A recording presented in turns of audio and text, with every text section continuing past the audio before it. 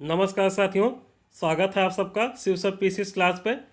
देखिए, आज हम लोग डेली सामान्य अध्ययन डोज के तहत सामान्य अध्ययन के 20 महत्वपूर्ण प्रश्नों को करेंगे, जो कि आपके आगामी परीक्षाओं जैसे कि PCS, lower PCS, RO BEO की दृष्टि से अति महत्वपूर्ण है। ठीक है, तो चलिए, इसके पहले कि हम लोग आज का प्रश्न प्रारंभ करें, हमारे चैनल पर जो भी मित्र नए हैं या पहली बार विजिट कर रहे हैं, चैनल को सब्सक्राइब करके बेल आइकन को प्रेस कर दें, जिससे कि आगे आने वाले वीडियो का नोटिफिकेशन आपको समय से मिलता रहे। ठीक, तो चलिए हम प्रारंभ करते हैं आज की क्लास। देखिए, आज का पहला प्रश्न है आपका, भारत में वन्य जीव संरक्षण अधिनियम किस वर्ष लागू किया गया। ठीक, तो इसका सही जवाब है आपका 1972। भारत में वन्य जीव संरक्षण अधिनियम 9 सितंबर 1972 को लागू किया गया। वन्य जीवों की तस्करी, अवैध शिकार से रक्षा एवं संरक्षण के लिए भारत सरकार द्वारा वन्य जीव संरक्षण अधिनियम पारित किया गया। इस अधिनियम में कुल 66 धाराएं हैं, तो आपका सही जवाब हो जाएगा 1972 में पारित किया गया वन्य जीव संरक्षण अधिनियम। ठीक, आइए दूसरे प्रश्न पे चलते हैं आज का। आपका क्वेश्चन है कि भारत में वन संरक्षण अधिनियम कब पारित किया गया। देखिए, जो पहला प्रश्न था उसका वो था आपका कि वन्य जीव संरक्षण अधिनियम, तो उसका सही जवाब था 1972।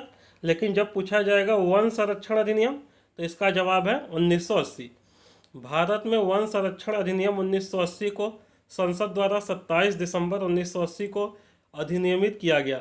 यद्यपि इसे लागू होने की तिथि 25 अक्टूबर 1980 है।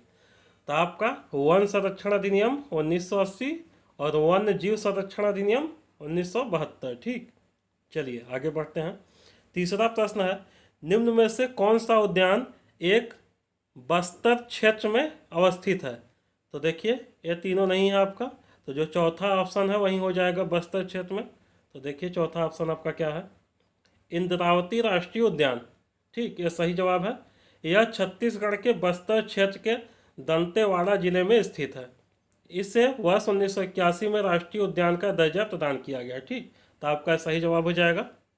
आइए आज के चौथे प्रश्न पे चलते हैं। चौथा प्रश्न आपका कह रहा है, निम्न में से कौन सागरीय राष्ट्रीय उद्यान है। तो इसका सही जवाब हो जाएगा मन्नार की खाड़ी। ठीक, मन्नार की खाड़ी आपका सागरीय राष्ट्रीय उद्यान है। पांचवा प्रश्न आज का पढ़िए, बुक्सा बाघ परियोजना भारत के किस राज्य में स्थित है। तो इसका सही जवाब है आपका पश्चिम बंगाल। बुक्सा बाघ परियोजना दार्जिलिंग के पास पश्चिम बंगाल में स्थित है। इसे वर्ष 1992 में राष्ट्रीय पार्क का दर्जा दिया गया। तो आपका सही जवाब पश्चिम बंगाल। आइए छठवां प्रश्न, मोस्ट इम्पॉर्टेंट, सूचना का अधिकार अधिनियम किस वर्ष पारित किया गया। तो इसका सही जवाब है 2005 में। ठीक, सूचना का अधिकार अधिनियम को संसद द्वारा पारित होने के बाद 15 जून 2005 को तत्कालिक राष्ट्रपति डॉक्टर APJ अब्दुल कलाम द्वारा स्वीकृति प्रदान की गई। ठीक, और यह 12 अक्टूबर 2005 से प्रभावी हुआ था। तो सूचना का अधिकार अधिनियम 2005। सातवां प्रश्न, भारतीय संसद किस रीति से प्रशासन पर नियंत्रण करती है। तो इसका सही जवाब है संसदीय समितियों के माध्यम से। ठीक, आइए आठवें प्रश्न पे चलते हैं। लोकसभा स्पीकर अपने कास्टिंग वोट का प्रयोग केवल करता है। ठीक, देखिए, जैसा कि मालूम है कि लोकसभा स्पीकर को मत देने का अधिकार नहीं है। मत देने का अधिकार वो एक ही कंडीशन में उसको है कि जब वोट टैली हो जाए, यानी बराबर हो जाए तब। तो इसका सही जवाब देख लीजिए आप, ऑप्शन, जब वोट बराबर बराबर होने के कारण टाई हो जाए तब वो अपने वोट का इस्तेमाल कर सकता है। अनुच्छेद 101 के तहत लोकसभा अध्यक्ष अपने कास्टिंग वोट निर्णायक मत का प्रयोग करता है। ठीक, चलिए आगे चलते हैं हम के नवें प्रश्न पे। नवा प्रश्न आपका कह रहा है, शुद्ध घरेलू उत्पाद प्राप्त किया जाता है। ठीक, तो शुद्ध घरेलू उत्पाद आपका प्राप्त जाता है सकल घरेलू उत्पाद में से मूल्य ह्रास को घटा देंगे तो शुद्ध घरेलू उत्पाद हो जाएगा। देख लीजिए इसको, किसी अर्थव्यवस्था के सकल घरेलू उत्पाद में से उस वर्ष के दौरान होने वाले मूल्य ह्रास को घटा देने पर शुद्ध घरेलू उत्पाद प्राप्त होता है। भारत में मूल्य ह्रास की दर का निर्धारण केंद्रीय वाणिज्य एवं उद्योग मंत्रालय द्वारा किया जाता है। मूल्य ह्रास कभी भी शून्य नहीं हो सकता है। ठीक, चलिए हम चलते हैं आज के 10वें प्रश्न पे। इम्पॉर्टेंट प्रश्न है, देखिए आपका प्रश्न है बांधवगढ़ राष्ट्रीय उद्यान किस राज्य में स्थित है? तो इसका सही जवाब है मध्य प्रदेश। ठीक, पढ़ लीजिए यहाँ व्याख्या भी आप। बांधवगढ़ राष्ट्रीय उद्यान मध्य प्रदेश राज्य के उमरिया जिले में स्थित है। इसे 1968 में राष्ट्रीय उद्यान घोषित किया गया था। यह मध्य प्रदेश का एक ऐसा राष्ट्रीय उद्यान है जो 32 पहाड़ियों से घिरा हुआ है। यहाँ बाघ अधिक संख्या में पाए जाते हैं।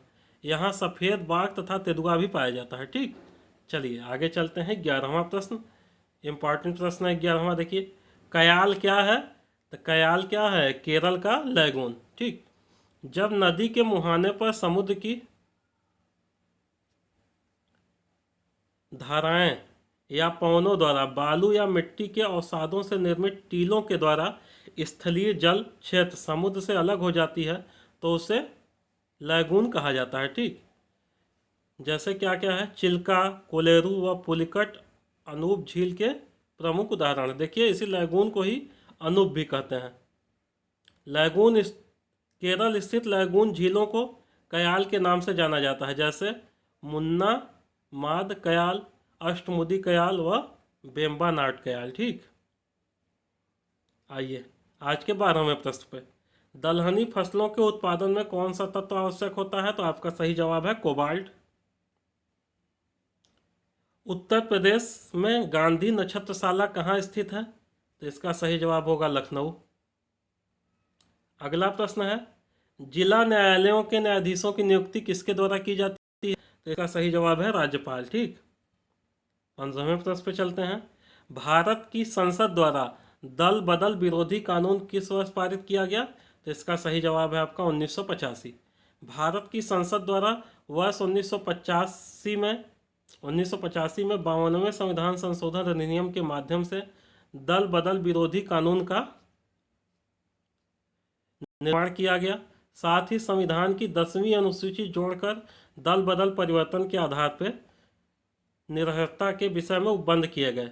बाद में 91वां संविधान संशोधन अधिनियम 2003 भी इम्पॉर्टेंट पढ़ लीजिएगा के द्वारा 10वीं अनुसूची में परिवर्तन करके यह प्रावधान किया गया कि यदि किसी दल के न्यूनतम 2/3 सदस्य समूह बनाकर दल का विभाजन कर देते हैं तो इस स्थिति में वे सदस्य दल बदल अधिनियम के अंतर्गत अयोग्य नहीं माने जाएंगे। ठीक, तो आपसे क्वेश्चन ये भी पूछ सकता है कि कम से कम 2/3 सदस्य पार्टी को छोड़कर अलग पार्टी बना सकते हैं या पार्टी छोड़ सकते हैं। किस संशोधन में कहा गया? तो 91वां संशोधन किया गया था इसके लिए। 16वां प्रश्न आपका, पोलियो का वायरस शरीर में प्रवेश करता है? तो इसका सही जवाब है दूषित भोजन तथा जल से। ठीक, पोलियो एक संक्रामक रोग है जो कि पोलियो मालाइटिस विषाणु द्वारा होता है।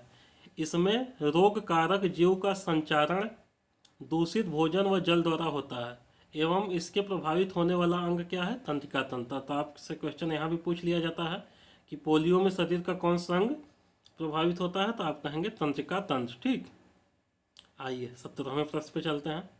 कार्बनिक यौगिकों के संबंध में गलत कथन का चयन कीजिए। तो आपसे गलत पूछा गया है, तो देखिए कौन सा गलत कथन है? सी, वे ज्वलनशील नहीं है, ये गलत है। कार्बनिक यौगिक ज्वलनशील होते हैं, तो आपका सी ऑप्शन गलत हो गया। आइए आगे बढ़ते हैं। 18वां प्रश्न कह रहा है अकबर ने जब 1567 में चित्तौड़ पर आक्रमण किया उस समय मेवाड़ का महाराजा कौन था? तो इसका सही जवाब है उदय सिंह। ठीक, 1567 ईस्वी में अकबर ने मेवाड़ पर आक्रमण किया। उस समय मेवाड़ का शासक राजा उदय सिंह था। उदय सिंह ने अपने सरदारों की बात मानकर किले का उत्तरदायित्व जयमल को सौंप दिया और स्वयं जंगलों में चला गया। मेवाड़ पर मुगल सेना की जीत हासिल हुई। ठीक, तो चलिए आगे बढ़ते हैं हम 18वें प्रश्न पे। 18 हो चुका है, 19वें पे आइए। तो आपको 19वां प्रश्न कह रहा है चोल शासक जिसका राज्य अभिषेक युद्ध भूमि में हुआ। तो इसका सही जवाब है राजेंद्र द्वितीय। ठीक, कोप्पम के युद्ध में चोल शासक महाराजा धीराज चालुक्य सोमेश्वर द्वारा मारा गया। अतः उसके छोटे भाई राजेंद्र द्वितीय ने स्वयं नेतृत्व संभाला एवं चालुक्य सेना को परास्त किया और इसके अनंतर युद्ध भूमि में ही उसका राज्याभिषेक किया गया। तो आपका राजेंद्र द्वितीय हो जाएगा सही जवाब। जौनपुर में सरकी वंश का संस्थापक कौन था? तो इसका सही जवाब है ख्वाजा जहां। ठीक, तो आइए इसका भी व्याख्या पढ़ लीजिए। जौनपुर की स्थापना फिरोज तुगलक ने किया था, यह भी क्वेश्चन पूछता है। जौनपुर की स्थापना किसने किया था? फिरोज तुगलक ने अपने भाई मोहम्मद बिन तुगलक अथवा जूना खां की स्मृति को चिरस्थायी करने के लिए। सरकी वंश का संस्थापक ख्वाजा जहां था, जिसे 1394 ईस्वी में मोहम्मद तुगलक से मालिक उस सर्क या पूर्व का स्वामी की उपाधि प्राप्त हुई थी। ठीक, तो यहाँ पे हमारा आज का 20 प्रश्न महत्वपूर्ण समाप्त होता है। इसको आप लोग देख लीजिए। ये आपके आगामी परीक्षाओं यूपी पीसीएस के प्री के एग्जाम, लोअर पीसीएस के मेंस के एग्जाम, आरओ और बीईओ प्री के लिए अति महत्वपूर्ण है सभी प्रश्न इसका। ठीक है, चलिए। और यदि आप पीसीएस 2020 के टेस्ट सीरीज में भाग लेना चाहते हैं तो आप हमारे दिए गए नंबर पर कांटेक्ट कर सकते हैं 8318121793। ठीक, इस पर आपको जानकारी दे दी जाएगी।